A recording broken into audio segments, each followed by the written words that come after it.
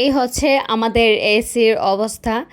এক বিরাট দুর্ঘটনা ঘটছে অ্যান্ড আল্লাহর রহমত হচ্ছে আমরা বাইচে গেছি আর কি। যাই হোক, যারাদের বাসায় হচ্ছে এসি আছে বা এই গরমের মধ্যে এসি চালানো হয় সারাক্ষণ, সবাই হচ্ছে সাবধান থাকবেন।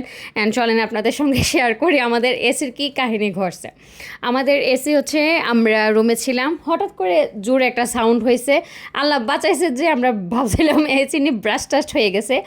পরে ভাবলাম যে অনেক জোরে সাউন্ড হয়েছে, এখন ভাইয়াকে বলতেছিলাম যে ভাইয়া এসিটা ছাড়েন, যে কি হইলো ভিতরে দেখি আমরা। ভাইয়া আর তো ভয়ে এসি ছাড়ে না, কারণ হচ্ছে এসির যে দিকে লাইটটা জ্বলে ওই দিকে হচ্ছে অনেক জোরে একটা সাউন্ড হয়েছে, মনে হয়েছে ভিতরে কিছু একটা ব্রাস্ট হয়ে গেছে এরকম কিছু। অ্যান্ড হচ্ছে আমরা সবাই রুমে ছিলাম, অ্যান্ড যদি আবার ছাড়ে বাই চান্স যদি ব্রাস্ট হয়ে যায়, এই জন্য ভাইয়া ভয় আর এসি ছাড়ে নাই, যে হচ্ছে শুধু শুধু মরার দরকার নাই। তো এইভাবে 2 দিন গেল। দেন হচ্ছে এটা হচ্ছে এসির যেই নেটটা, ওইটা আমি পরিষ্কার করেছি। দেখছেন কি সুন্দর হয়েছে পরিষ্কার করাটা। তো আচ্ছা, যাই হোক কাহিনী বলি।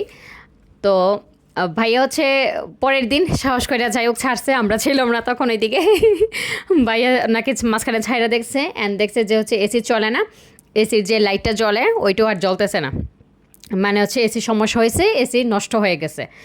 অ্যান্ড হচ্ছে এই বছর চালানোর আগে এসিটার ওই যে করা হয় নাই আর কি, ক্লিন করা হয় নাই, মানুষ আনাইয়া গত বছর করা হয়েছিল।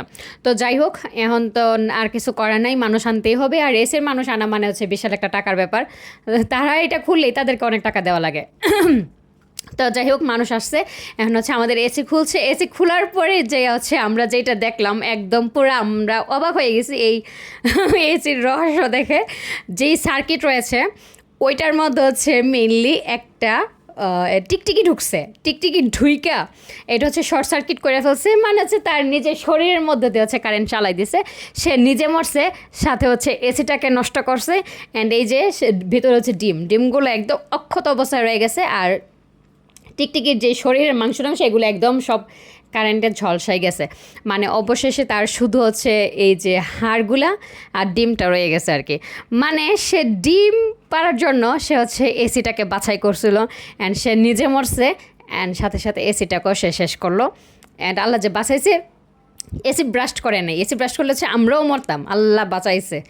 যে ছোট প্রবলেম হয়েছে, ছোট প্রবলেম না, সার্কিটটা নষ্ট হয়ে গেছে। এখানে প্রায় এখন 15-20 হাজার টাকা লাগবে এটা ঠিক করতে। তারা বলছে তারা হচ্ছে সার্কিট আনাই দিবে ঢাকা থেকে। অ্যান্ড যদি পাওয়া যায় আর কি, কপাল ভালো থাকলে হচ্ছে পাওয়া যাবে, নাও পাওয়া যেতে পারে, নাও পাওয়া গেলে নাকি পুরো মেশিন যেটা ওইটা চেঞ্জ করা লাগবে। তো যাই হোক, এটা হচ্ছে কপালের ফারাক, বুঝছেন। আর এই যে হচ্ছে এসির ভিতরের যে নেট, তার অবস্থা আপনি ছিল পরিষ্কার করার জন্য, পরে এত বেশি ধুলা ভাই, এত ধুলা, মানে ভাবতেও পারি নাই যে এত ধুলো হবে এটার ভিতরে। পরে হচ্ছে রেখে দিছে, করে নাই।